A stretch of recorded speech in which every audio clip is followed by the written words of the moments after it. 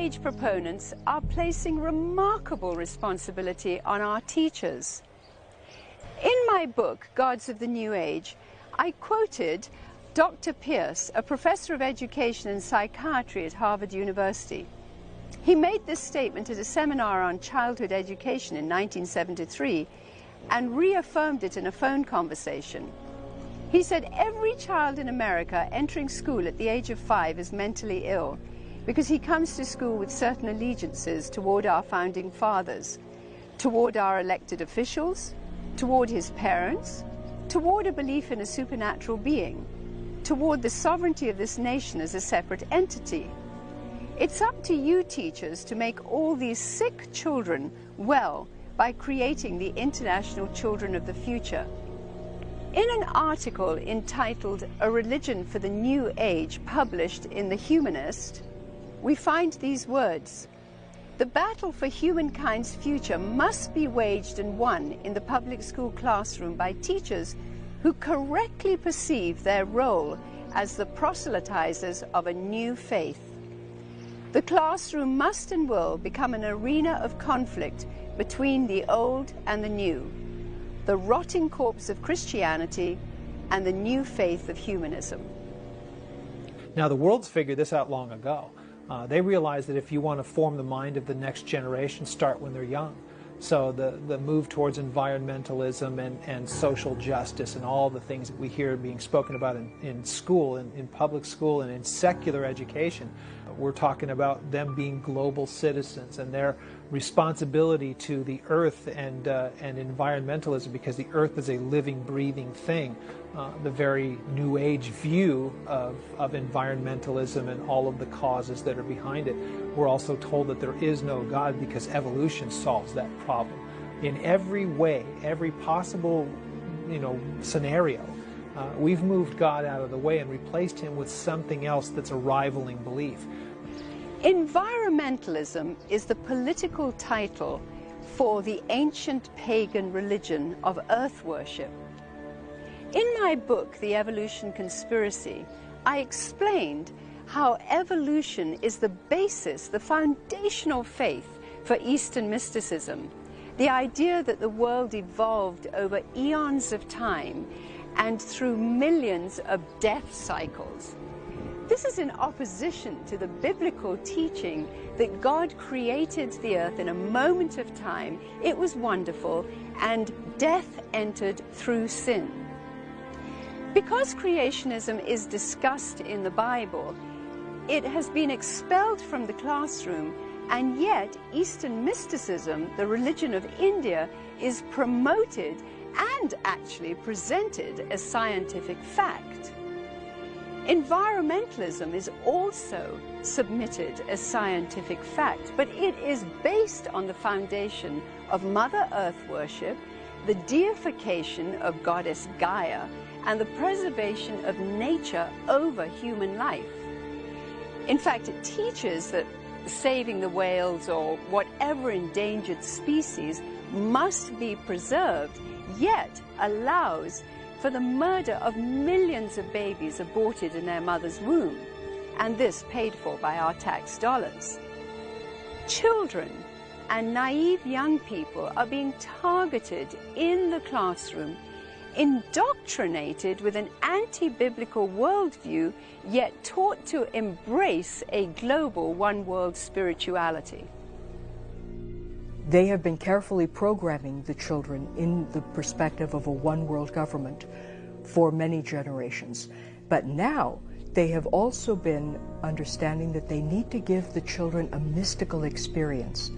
And at least since the mid-70s, people like Jack Canfield, who is an author well known for the Chicken Soup of the Soul series, he was very much involved in other occupations before he became a world-famous author of Chicken Soup.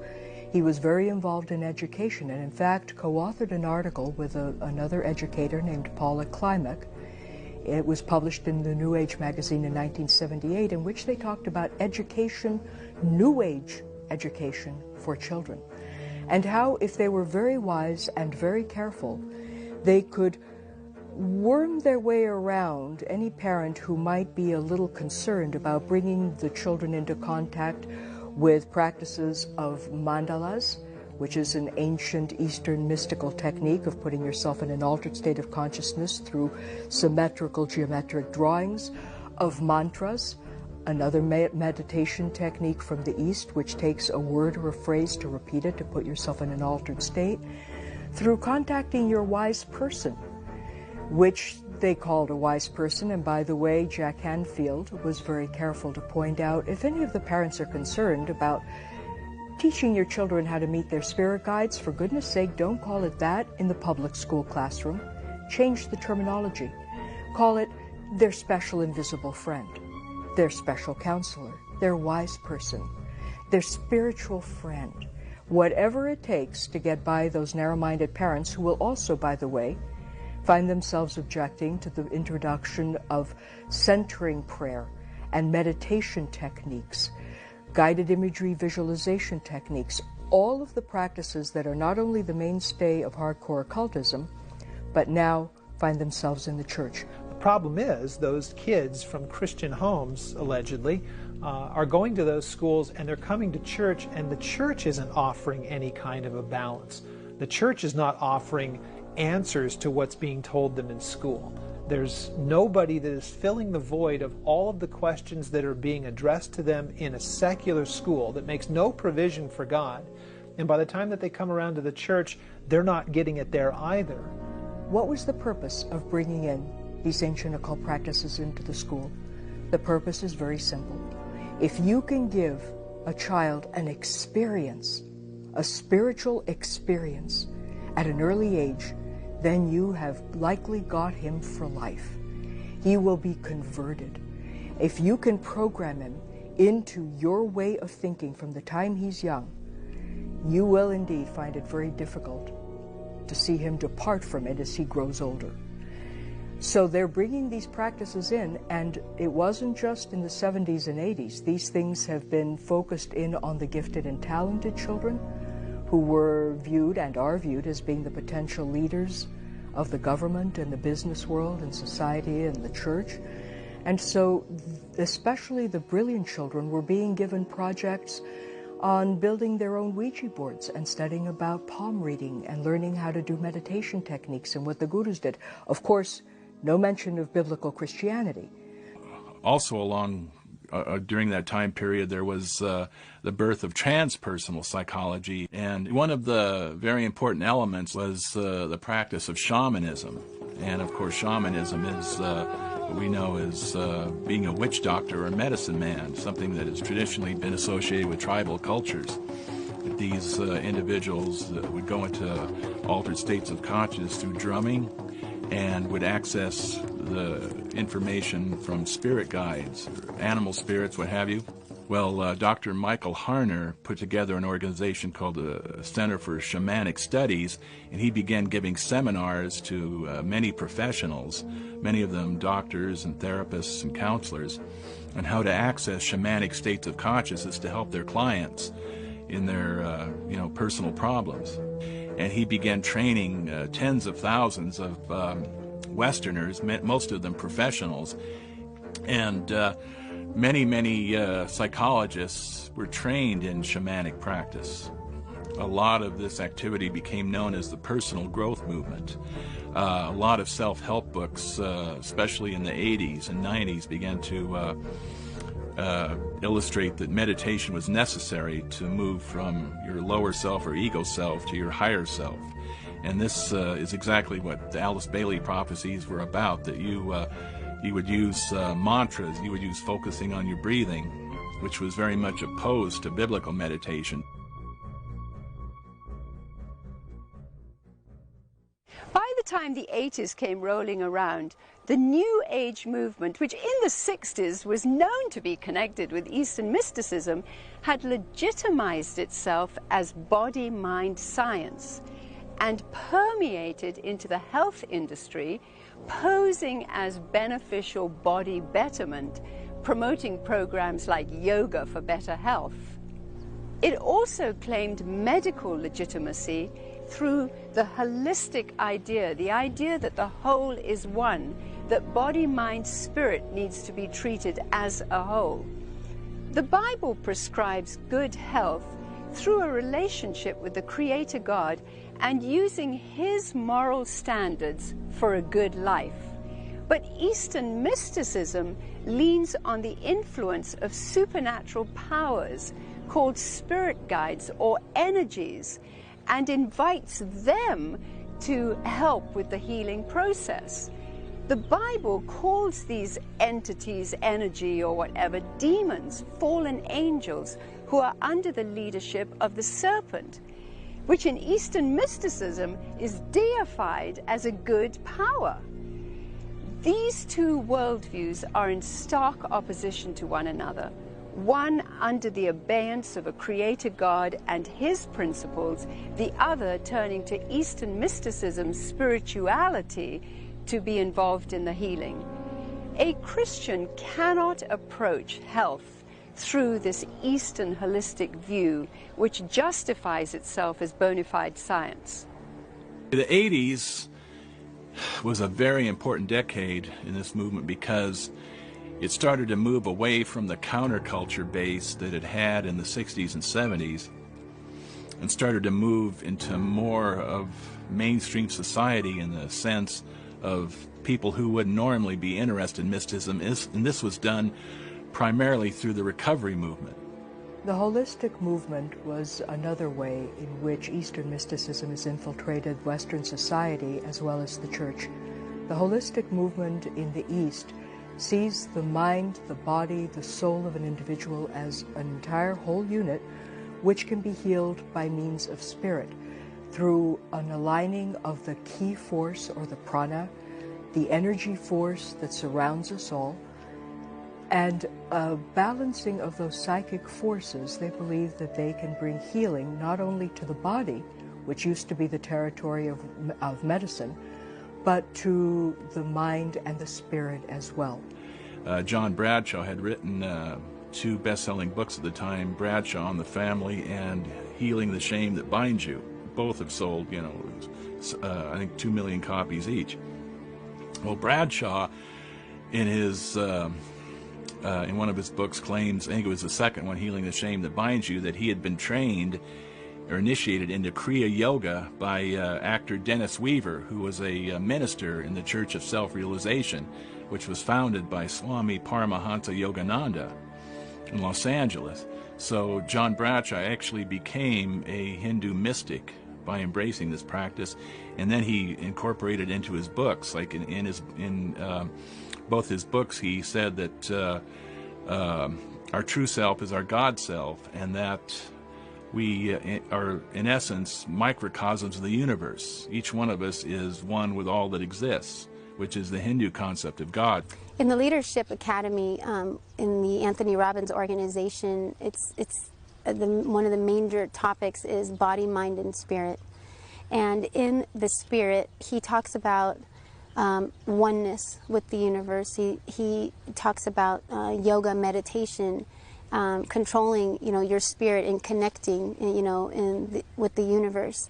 With the mind, he talks about controlling your mind, the driving forces to get you there, whether it's coming from a negative force or a positive force. It's still forces that you have the ability to tap into and use them to just get yourself to take action.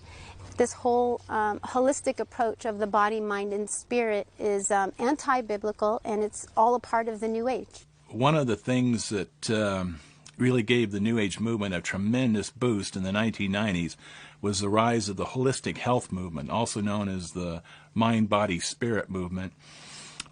In this movement, meditation was not so much called meditation, but it was called mind-body experiences, mind-body practices. This was the term that described classic Hindu meditation.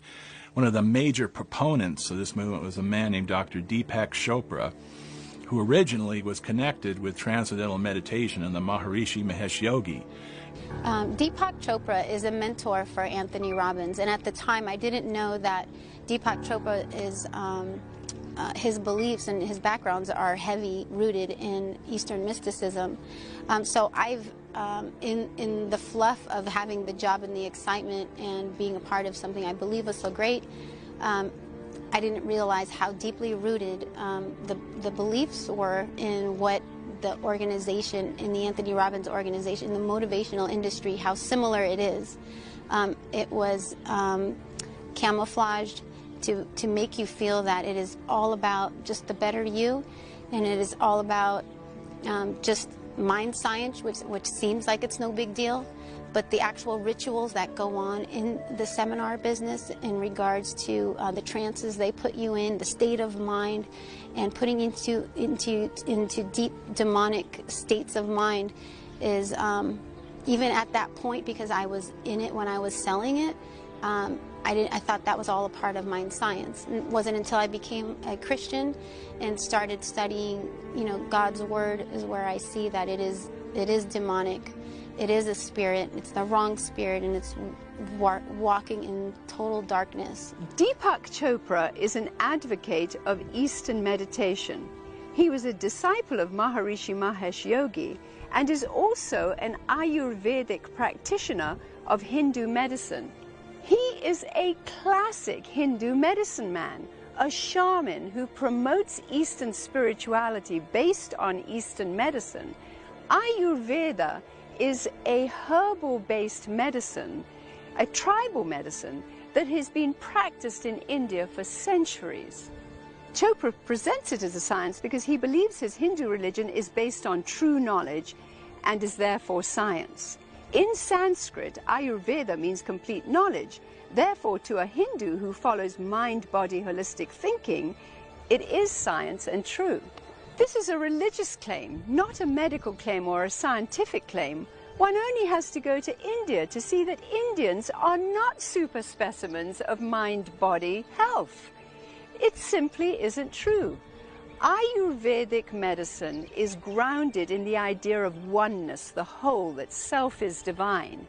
This is a holistic approach, and incredibly today the Christian church is inviting this Eastern mystical spirituality into the church, promoting it and not the biblical worldview. Rick Warren, who is called America's pastor by Time magazine and has a huge congregation of 22,000, introduced the idea of holistic medicine in his Decade of Destiny through his Daniel plan. He invited 3 New Age doctors, a Muslim, Dr. Mehmet Oz, a Jew, Dr. Mark Hymans, and a Christian mystic, Dr. Daniel Amen, who between them promote Eastern mystical concepts of transcendental meditation, Japanese Reiki healing, India's darkest Tantra yoga, and other meditations as part of their wellness program from Rick Warren's Saddleback Church. Rick Warren is emphasizing that all of this is scientifically provable and is not concerned about the spiritual dangers of this use and practice to his Christian congregation. Many in the Christian world feel there is no problem with adopting these Eastern practices of holistic medicine, treating body, mind, spirit, into the church. They feel that yoga can help them gain flexibility and relax.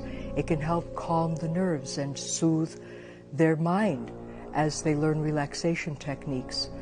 They bring in techniques of Reiki, an ancient Tibetan mystical technique designed to align the spirit and balance the energies around the body and bring healing and alignment through the channeling of spirit guides that are going to help facilitate the balancing of those Eastern energies.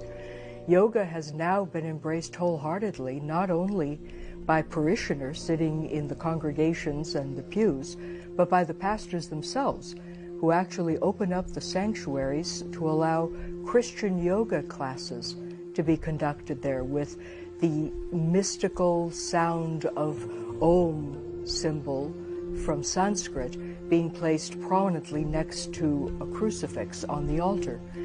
Woodstock's guru God-man Swami Satchidananda taught the importance of yoga, which is to unite the self with the all, to transcend the body and mind and realize your own guruhood. He says, every one of you is a guru. In truth, in reality, guru is not a person.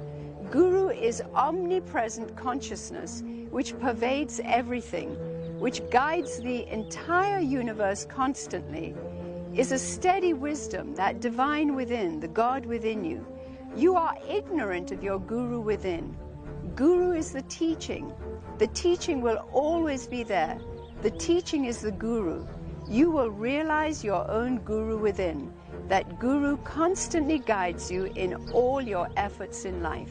Among Satchidananda's many celebrity followers is the famous Dr. Dean Ornish, a well-respected scientist and an author who is an avid promoter of Eastern holistic approach. In his cardiovascular field of medicine, he features the practice of yoga, vegetarianism, Eastern meditation, and the teachings of his guru about the God within, the higher self. Dr. Dean Ornish, who wrote a book called Reversing Heart Disease. And in this book, he dedicated it to his guru, to his Swami. And there was a whole chapter in that book called Introducing Your Heart to a Higher Self. This is what I'm talking about.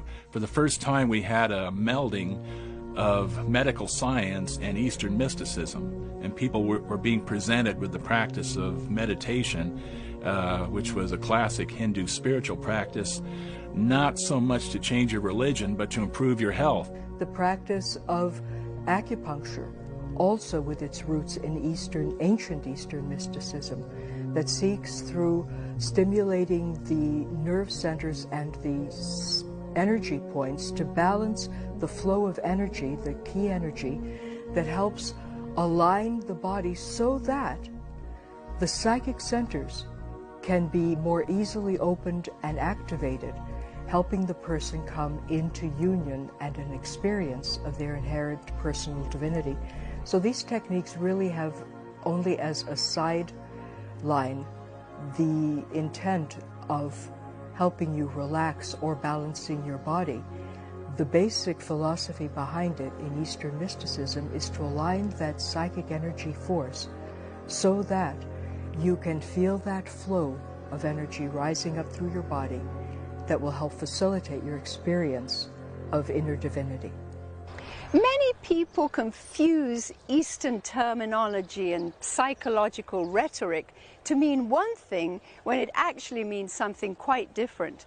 For instance, energies, the idea of aligning one's energies, allowing the energy to flow through you. This is an Eastern mystical idea teaching that the spirit world, the supernatural, can come into the body and use the body. The Bible describes these as demons and tells us to not have anything to do with them. Wayne Dyer has written 30 books on spirituality, and together they have sold 50 million copies. I've heard him say, this is, he was on television, he said these energies come down and possess him, and he writes his books under, he's no different from Alice Bailey. He's writing his books under the auspices of this energy that possesses him. But people don't realize when they're reading his books, even though he quotes Jesus and tries to present himself as being some kind of a Christian, a spiritual person, that what he writes about is the polar opposite of what Christianity teaches. And this is taking people away from the gospel and the saving power of Jesus Christ into something that is in a completely different realm.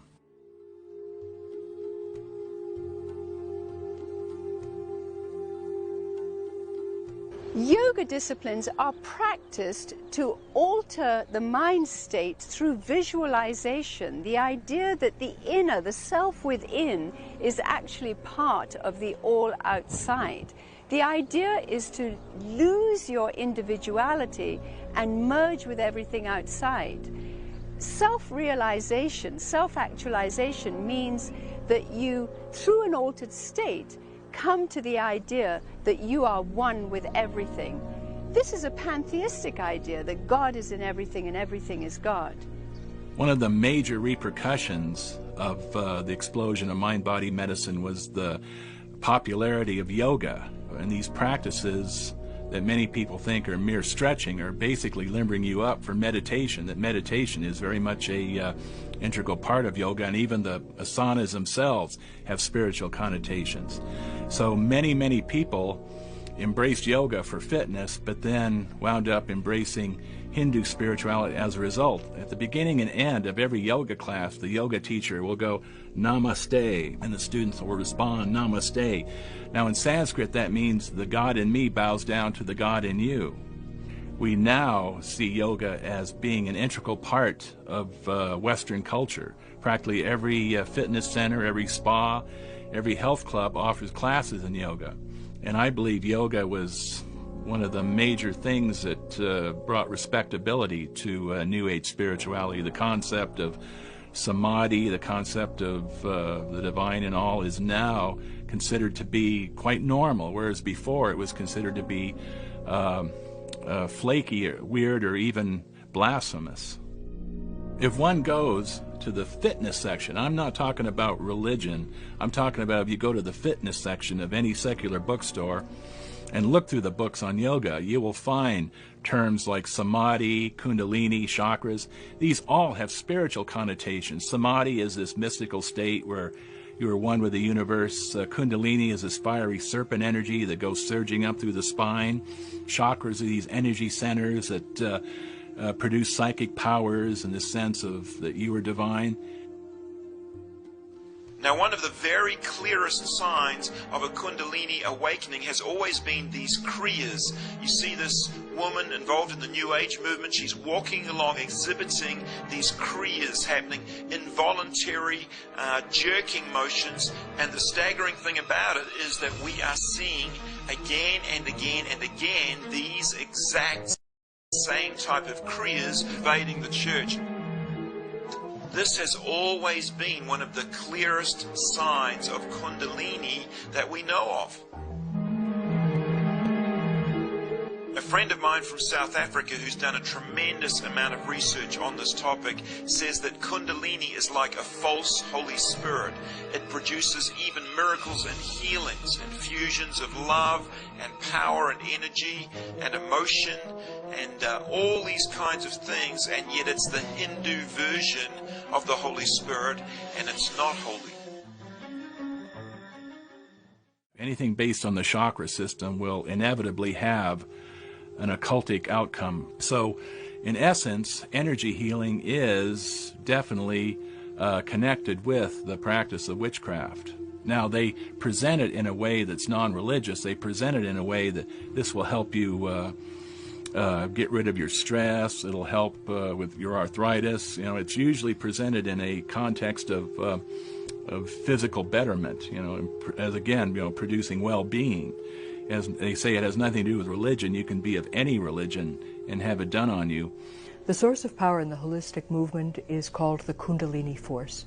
It's viewed as a psychic, mystical force that in the human being is pictured as a serpent coiled 3 times around the base of the spine. The serpent is a prominent figure in all of Eastern mythology. It's viewed coiled around the statue of Shiva. It's the positive, it's the good. Virtually every mystical religion and Eastern religion views the serpent power as something to be desired and something to be embraced. The Bible, on the other hand, views the serpent as a personification and an embodiment of Satan, and it's not viewed as a positive thing at all. When you have that introduction of the holistic medicine that has come in through yoga, that has come in through acupuncture and acupressure, through chiropractic, through homeopathic medicine, through the practice of Reiki, an ancient Tibetan mystical system seeking to align what they call the energy force, which is really a spiritual force that is tied to this serpent power that they're seeking to balance and align and raise up. You're desensitizing not only those who practice it, but you're also not aware, perhaps, but certainly opening the door, however Christianized your practice of yoga may be, to seducing spirits who will teach you doctrines of demons. You cannot Christianize yoga. Reiki opens up the channel to psychic powers and communication with the spirit realm. And a number of Reiki masters make reference to their Reiki guides. And even U.S. News and World Report has done glowing articles on the acceptance of Reiki in hospitals and amongst medical professionals. According to this article, 1.5 million energy healers are now at work in the United States alone. The chakra system is out of Hinduism and also Theosophy, the Western occult tradition. You find it in virtually all occult modalities. The ones that would conflict most profoundly with Christianity are the 6th chakra and the 7th chakra. The 6th chakra is called the third eye chakra, and it is associated with psychic powers, which the Bible completely condemns. Leviticus 19:31 especially, it says, "Regard not them that have familiar spirits, neither seek after wizards to be defiled by them. I am the Lord your God." There are beings on other planes who want to communicate with you, and this is done through the chakra. These beings on other planes, I believe, are familiar spirits that Leviticus was talking about. Also, the 7th chakra. This goes for yoga, Reiki, witchcraft. All occult systems make reference to the 7th chakra. And in the 7th chakra, when this one opens, you realize that you're God, you're divine. Now, if you're God, if you're connected to God, that means you don't need the cross. You know, you don't need to believe the gospel. If you're already part of God, there's no need for the Christian gospel. It renders it useless. It renders it impotent. So that's what this battle is all about. It's about confusing people. It's about causing people to not understand what the gospel is, the power of God that releases us from sin and provides a way to have a relationship with Him that will last for eternity. Anthony Robbins talks about unleashing the power within, and that is so much a part of his organization, because that's what he calls his series of seminars, Unleash the Power Within. The power that he's talking about is your human potential, rating yourself from a 2 and going to a level 10. And once you're a level 10, you are a God, you can walk on water, and you can accomplish anything that you want in your life. And it's all those driving forces that allow you to do it. Whether it's negative, it can get you there. If it's positive, it can get you there. And it's learning how to manage and massage all the bad things that happened in your life to get what you want in life. You go there believing that you are going to get something that is going to complete you, that is going to be getting you to where you want, that you're going to get enough. And this is where it's a counterfeit, it's a fake, because you're always going to look for the next seminar. You're always going to look for that next book, because you're always searching for what you're longing for. But what you're longing for is in Jesus Christ. And what these seminars, how they deceive you, is they tell you that you got to come to the next one. You got to go, you got to look out for the next thing.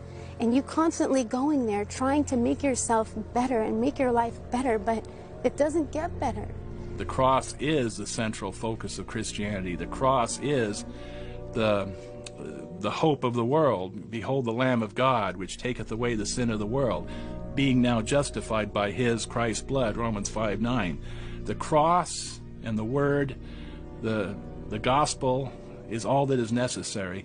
It was Paul who said that the teaching of the cross, or the preaching of the cross, is foolishness to those who are perishing, but to those who believe, it is the power of eternal life.